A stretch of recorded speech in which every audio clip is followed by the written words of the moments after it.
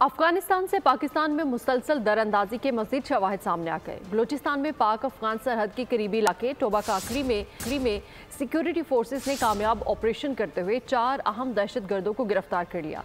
गिरफ्तार दहशतगर्दों ने पाकिस्तान में दहशतगर्दी की बड़ी कार्रवाई की मनसूबाबंदी का एतराफ़ कर लिया। 5 मार्च 2025 पाक अफगान सरहद के करीब सिक्योरिटी फोर्सेस की बड़ी कार्रवाई। अफगानिस्तान से आने वाले दहशतगर्दों को धर लिया गया। सिक्योरिटी फोर्सेस ने कार्रवाई बलूचिस्तान में पाक अफगान सरहदी इलाके टोबा काकड़ी में की। 4 दहशतगर्दों से क्लाशनकॉफ, दस्ती बम और दीगर भारी असला बरामद हुआ।